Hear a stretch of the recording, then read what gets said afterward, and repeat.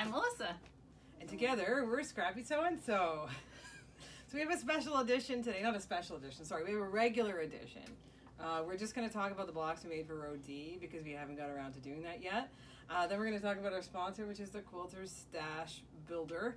And yeah, I even brought it. I haven't opened it yet. Actually, I have opened it, but I haven't unboxed it, so you'll be able to see it. And that'll be the prize for our row E, right? Because we're on row E. E for Eve. July. E for Eve. It's the row of Eve, and I'm telling you, I don't really want to be that closely linked with that one because I finished it, but I found it tough. Like, it was hard go. I liked row D. Row D kind of felt like a little break. I don't know if it's because we're getting a little bit better with the Dear Janes. I think so. There were some easier blocks in row D, and thank Jane. Like, thanks, Jane. I'm not being sarcastic.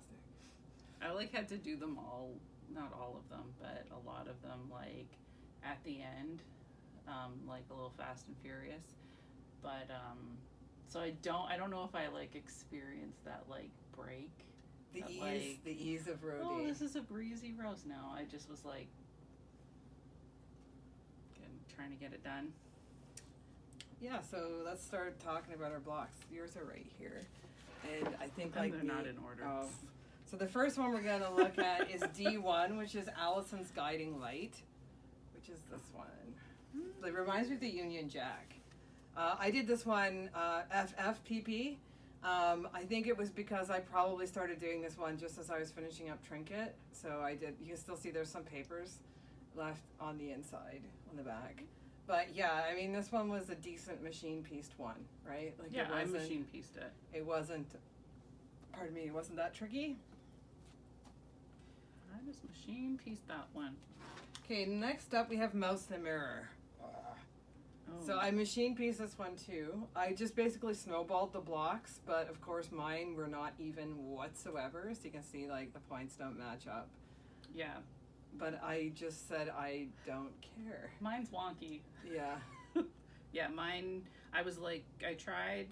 I thought that I was really measuring stuff really well, and it just did not work out perfect. I don't think I was measuring it really well. I'm just I just gotta get this guy done. And I wasn't, I think, originally gonna do it EPP, and then I'm no, because it'll take me 3 nights when I can get it done in 3 hours on the sewing machine.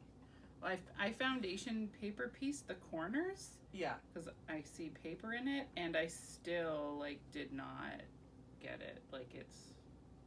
There's a gap there. Oh, I think that'll get covered in your seam allowance. I sure hope so. Cross your fingers. So I've been saying that quite a bit with some of these blocks, which is kind of scary. Next one was kind of nice. It was just a regular. Ours are totally different sizing. Yeah, mine are quite big. Don't go by mine. I started just feeling you know what, they're hand piece blocks, and in the original quilt, I'm thinking that they're all hand piece blocks. And she's just and she's drawn them right to be perfect things from imperfect things, and I'm you know what, mine are going to be imperfect, and I'm just going to try. They're not going to be exactly as the book because that's perfect.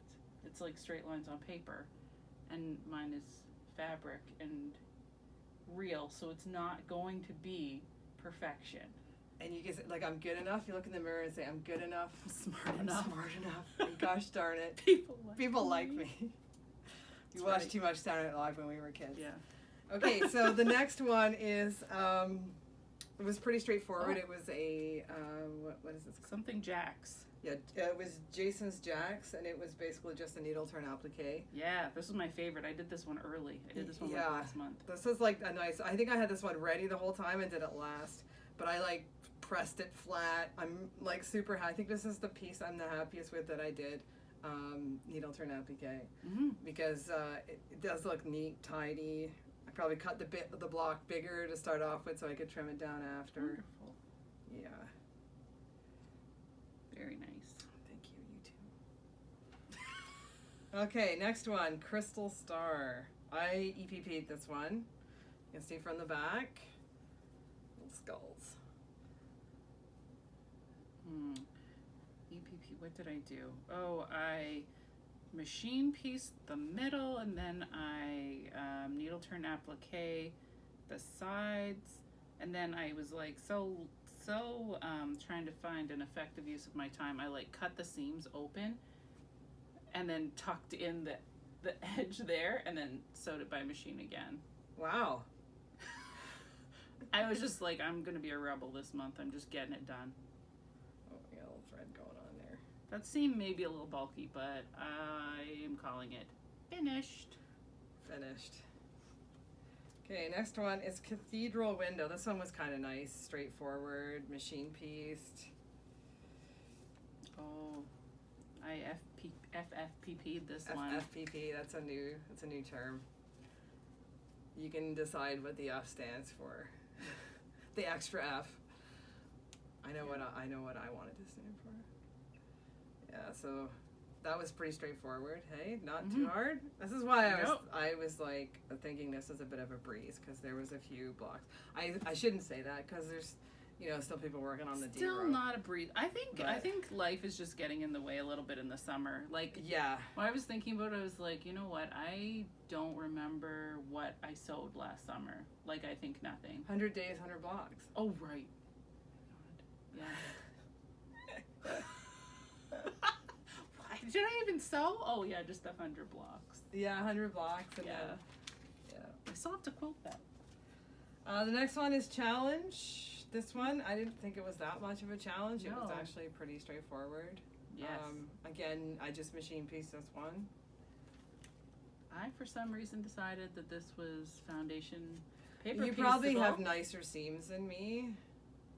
And probably more even. I think I probably guessed at some of the angles. I'm gonna say that one of the things that I don't spend a ton of time in, which is really silly, is like making sure I've meticulously traced the block properly. I think I'm just like, yep, get this done, and then like, look at that. That's not even. Those aren't even parallel lines. They look pretty good to me. But on the actual piece, it's not that bad. I like it, and I use some of my Tula. I like how you use two different colors for the yellow. There. I've been mixing it up. Mixing it up? Yep. Yeah, keeping it interesting. Next one is called Meeting Place. I machine pieced this one. Yeah, you FFPP that one. Partially. I've been doing like a partial thing. Yeah. It was okay. And you use the lazy stripe, the Tula Pink lazy stripe on that one. That's nice. Okay, next one. I like the lips right in the middle. I probably end up putting it like, smack. I'll probably end up putting it like that so that they're straight up lips. Next one, I think you probably did the same with needle turn applique for the whole thing. Dee Dee's Delight. So this one, again, it was kind of relaxing. I can see my thread now where I thought I couldn't, because the lighting in my living room is not the greatest. But yeah, so again, probably cut the block bigger and then trimmed it down later to make sure that the block was the right size, because I find when I do the needle turn applique, it like sucks up the fabric. I think I mentioned that the last time on one of our videos. So where all these threads come from. I like that one. I fussy cut this little bird right here, and then again didn't care. Oh, and the bee, I fussy cut that one too. Nice. But then those ones are kind of just like, Your needle turn applique is beautiful. It is honestly the most enjoyable. Like, I'm enjoying that part of this so much. Like, I did the E ones during that I could look at and said, oh yeah, that one I'm gonna needle turn applique. I did those during the month of D, because I just wanted something to do. No, for your E. For E, oh, gotcha. I like those ones are already done. Okay, next one. It's called month. Uncle Richard. I don't know, like, sometimes I really wonder where the names came from, because you think about a creepy Uncle Richard, like what? Drunk? No, I don't, actually. This looks like a straight-laced Uncle Richard. It's very straight. Straight-laced Uncle Richard? Yeah. Like, teetotal Uncle Richard? Yeah. Not drunk Uncle Richard? If I did this by hand, it would probably look like a drunk Uncle Richard. Yeah, so I just straight up. Sorry to all Uncle Richards out there. Yeah, sorry, Uncle Richard, if you're watching. This was honestly my favorite block. I machine pieced it. I Me too. cut it all. Like every little corner, it's not perfect, but from a distance, it does. It from looks a like foot away, I'm in love with that block. Yeah, I was pretty happy with the way mine turned out too. So yeah, this is what I mean. Like Row D, thanks, Jane. Thanks. I think we're also just getting better at it. You're probably right there. Because doing any bigger block, like doing the 100 Days, the kinship one, I got the bigger square, and you got the rectangles. Yeah. And I'm doing them, and I'm like, whew, this is easy. No time at all. 10 minutes. Throw this thing off. I know. I did 5 of them on Monday because I took my. I have a vintage Singer featherweight, and that's how I like to do all my piecing up by machine. So I was like, I got to get 5 more blocks done because I'm taking it in to Charlie Sewing in Hamilton. He's going to tune it up and put a new belt on it. And so I'm without my piecing machine for a while. I mean, I could piece on another machine, but it's just not the same as the featherweight. Like, I got to say. Not even the brand new Janome? No, I'm loyal to the feather. It's better. I swear it's better for piecing. I love the Janome for making dresses. I love it for quilting. I love it for making bags and purses, but for piecing, I love my featherweight. I need to get a name for it because it means that much to me. So the next one is Battlefield. I had a little bit of a Battlefield getting the center seam matched. Jane is a Battlefield. Yes. My corners. Nice. I'm happy with this part. I'm not happy with mine. But I'm unhappy with the corners. Like those little pieces are going to be lost to the seam allowance. Like there's what's going to show like that much. That's true. It's they're going to be totally gone by the seam allowance, and unless you get real scant. I can't. They're all measured. I gotta fit those triangles on at the end. It's gotta be. Jane is a battlefield. It's gotta fit, man. All right. Next one is called Snow Crystal. I like this one too. I found this one enjoyable, and that's what I want to get today. We're going to a fabric shop. We're going to go to Quilting by Design because I cannot find for the life of me the rest of the fabric that I had this, and I'm sure I didn't use it up, so I don't know where it went. Maybe the dog ate it. This morning I found a piece of sew together bag that I've been looking for the sides for my mom's. I found that wrapped up in another piece of fabric while I was cleaning up today. I unwrapped all of my Lives Elliott fabric looking for this. Oh, like really? It's been an obsession for like the past 3 days. So I'm just gonna go and buy some more, and I bet you I'll find it this afternoon. That's usually like the way it works, right? Mm-hmm. Yeah. I reverse appliqued the centerpiece because That looks nice. I did not want to. I was like, I'm not gonna Y seam this. I'm not gonna. So I EPP'd it, except for I did the little this part I did needle turn applique. This is machine pieced. Oh, foundation paper pieced in the middle.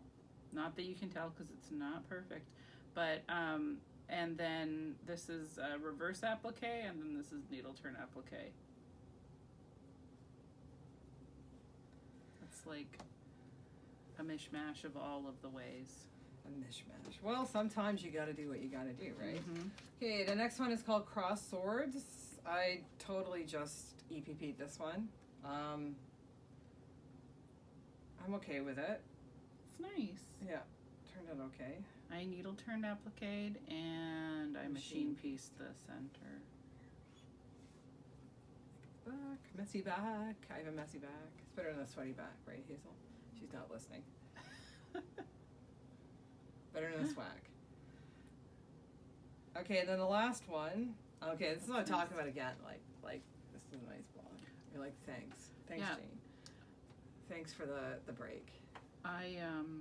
This one's called Field of Dreams. You would think this is probably the easiest one. Look, mine's not even.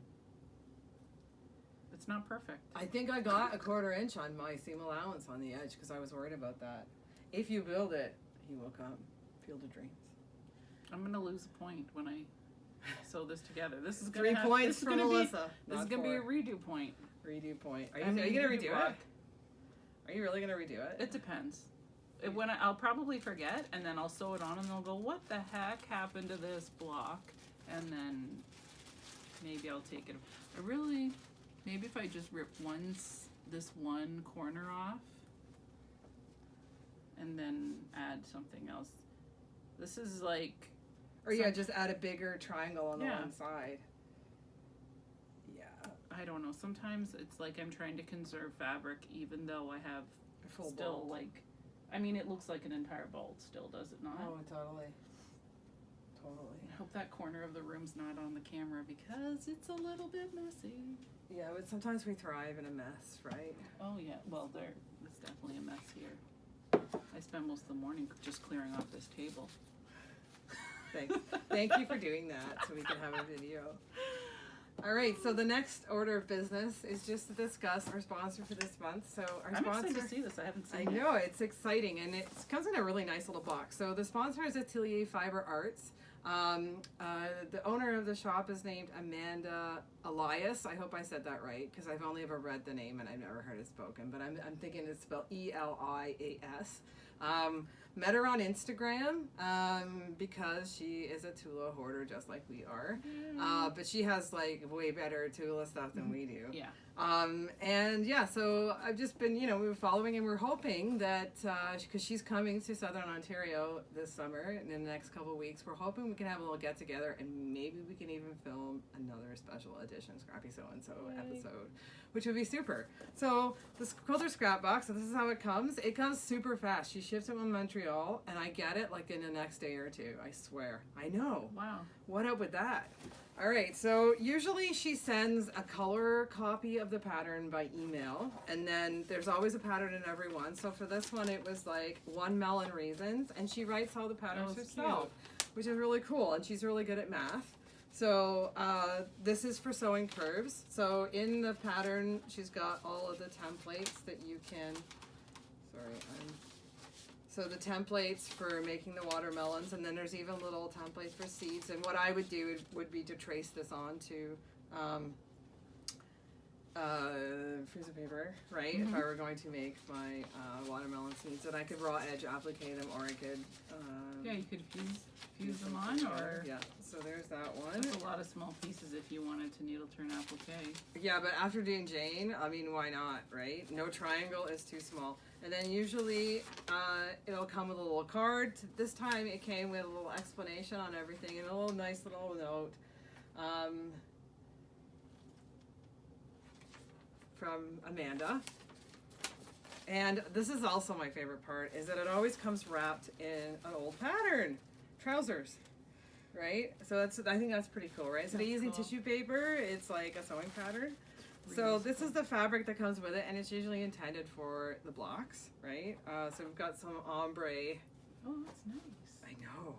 Just gonna see if I can see. What kind of ombre is that? I feel like It's I've never it's a seen Kaufman that before. print. It's enchanted pines, okay, and it's a beautiful eggplant color. I know. That's nice. It's gorgeous.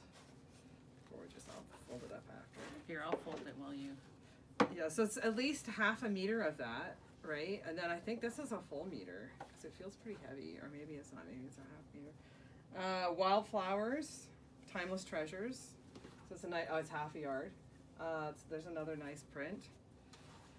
I'm seeming to gather this collection from all over the place. The Lizzie House mini pearl bracelets, because I have a bunch of these in different colorways, and now I've got a pink one, which I think is great for the watermelon.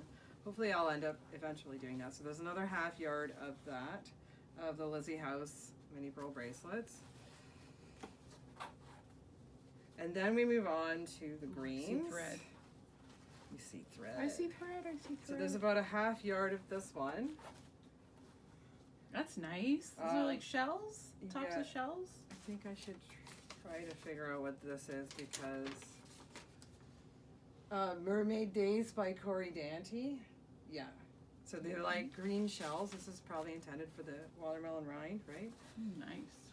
Yeah, and it's just, I love this color green. Like this has got to be one of my favorite color green, like the lime green, and like acid yellow.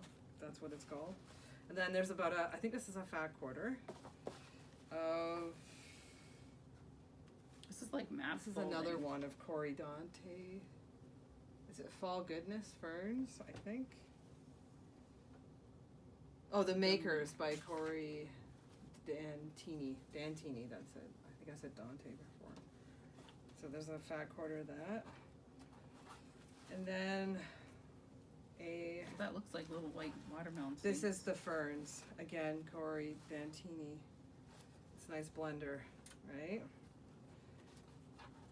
And then also there's a little bit of black solid for the seeds. In every single box, there is always some Wonder Clips. And then there's also a little ticket, and I've actually won with the ticket before. She'll do a draw every once in a while. You save them all because she does it every month. Everything goes back in. This is a pretty awesome looking stitch ripper. Pretty solid. It's a clover. So there's the clover stitch ripper. And then there's also some coordinating threads to go with the pattern so that you can make it using nice thread. And I've actually used this thread before to make dresses as well, right? I used one of them on my Tulip Pink dress, which I will wear at some point on one of our videos. Well, tell me, because I finally finished my Tulip Pink dress. Yeah, we'll do it. We'll wear. I can't read it.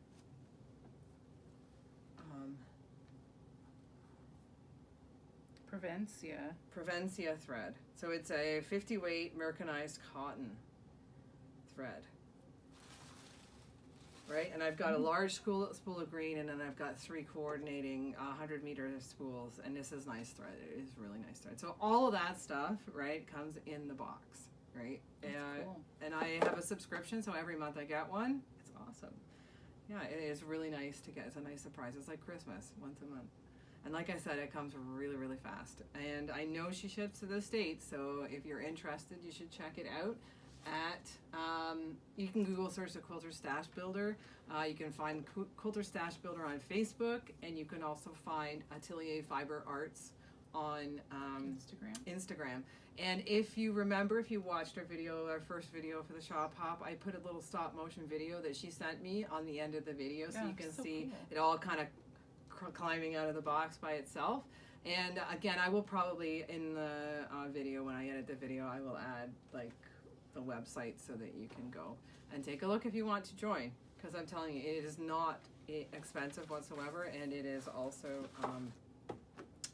a good value, right? A really good value for your money. Yeah, that's awesome. Yeah. If I always get confused by ordering stuff online. So yeah, we're gonna sit down and I'll you're sign gonna Melissa show up. me, because I don't know. I've managed it maybe twice. 3 Yeah, times. you've done. You know, I have done it. You've done it. You've done okay. I've done it, and I'm really I start getting like envy when I see fabric on Instagram. And I've been eyeing all that Ruby Star. Oh, I know. And I've been like searching. I've been looking at all of the like Canadian sites. And I wonder if they have like a list of stockists on their webpage. I've looked at their website and I can't find it. But you know, I always use my phone. Like I don't go on the computer. So it's hard to look. Sometimes it's a little sometimes it's a little bit harder. But haven't found anything, but I was like lamenting on Instagram. I was like, why can't I find this? And then a nice it's Pink Castle fabric. Yeah. They were like, hey, we ship to Canada. So I was like, I looked at it and I like picked stuff, put it in my box, and then I forgot about it. I think also sometimes we as Canadians have to worry about paying duty when the stuff comes across the border. Plus, usually to ship from United States to Canada, even though sometimes it's closer than other areas of Canada to us. Absolutely. It costs like a lot more money. So that's part of the reason why we tend to look for Canadian vendors wherever possible. And also because we're Canadian, and Canadians have this reputation of being a bit like nationalistic and proud, I think. And do we? Yeah, we do. And we like to support our own. So that's another reason why often we'll try to support Canadian vendors wherever we can. Yeah. But I'm saying that, but I have bought fabric from stores in the States. I know I like the Fat Quarter Shop because they have like a big variety of fabric. So I have bought fabric there. Okay, so I think that's everything. We're gonna head out now to Quilting by Design. I might take a couple videos of Quilting by Design while we're there. I don't know if I'll tack it onto this one or we'll put it on to the rest of the shop hop that we're gonna do next week. Because next Monday is when we're gonna finish up all the shops, and I'll for sure take a video because that was really fun. I don't know if we can. I know you said that it's doable. It's for doable, all of them in especially the one day. if we do the new Hamburg ones today. We'll do Okay. it for sure. But you have to be at my house at 8:00 in the morning. Which on Monday? Okay. On Monday. All right. So until next time, we'll see you later. See you later. Thanks for watching. Happy sewing.